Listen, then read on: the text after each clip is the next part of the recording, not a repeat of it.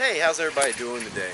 I'm still at my local favorite military installation, and as I do my acorn and chestnut hunting here, I want to take a moment and help you identify what is commonly referred to as the sawtooth oak tree, or the 톱니나무, if I'm saying that right. If I'm making a mistake, I'll put it in the Korean at the bottom of the video so you can get the correct spelling. But anyway, the sawtooth oak tree is a pretty prominent tree here in Korea. And it's kind of easy. It's easy to identify. All you gotta do is look for a tree with these sawtooth leaves on it, right? And by the way, just so you know, the chestnut tree, which is also mixed in with all these, has the same type of leaf. These are both from the sawtooth oak tree, but I have a separate video covering how to identify those. But anyway, let's hop on to this video. Okay, first, how do you know if you're around an oak tree, the sawtooth in particular? It's pretty simple. At this time of the year in October, you got acorns, right? And if you look down, let's look down here.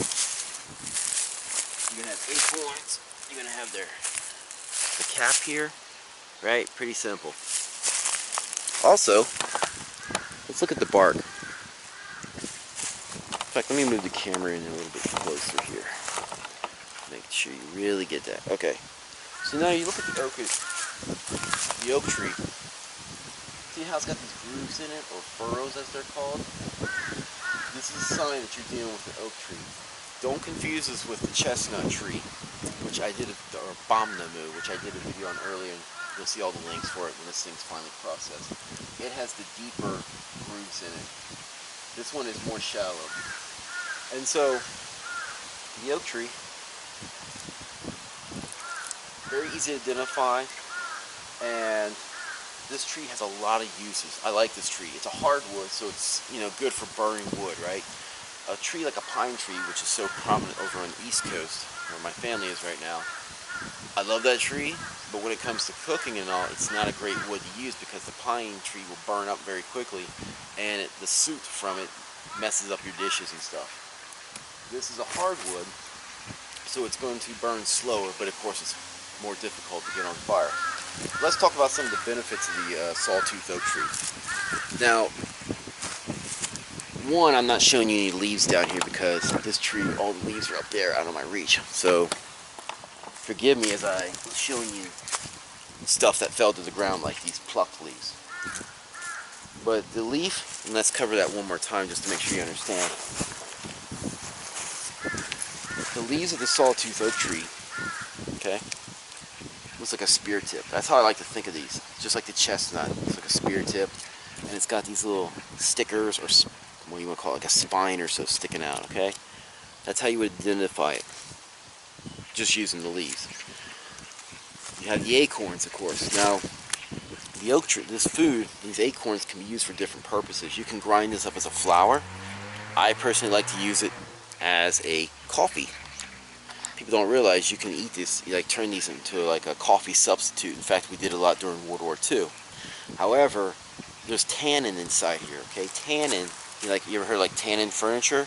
Same thing. The tannin is inside here, and it can be used to make medicine.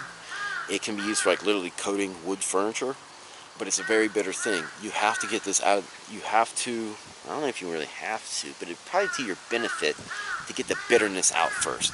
Then once you get that out, and you can go online to search different ways of doing it. I personally like to soak them in a bowl for roughly 30 minutes, dump it, because that gets the initial batch of tannin out, then re-soak it again. Then you can, like I said, make my coffee, or you can grind it up into flour. In Korea, they have like recipes to use this for like a jelly along with chestnuts. And I don't know, if I can get a hold of my wife, I'm going to try to make a video on how to make the jelly type stuff with this. That would be really cool. I'd like to be able to show you all that. So, keep in mind, also, if I remember correctly, I think you can also use these leaves as a tea. One cool thing about nature, always to remember, if it's not poisonous, if it won't hurt you, it will have a medicinal or edible use. So you could easily take either the leaves, the roots, right? You got your roots underground, or the bark as some sort of tea or medicinal use.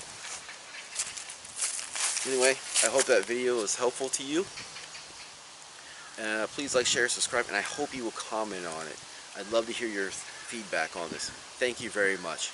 Out.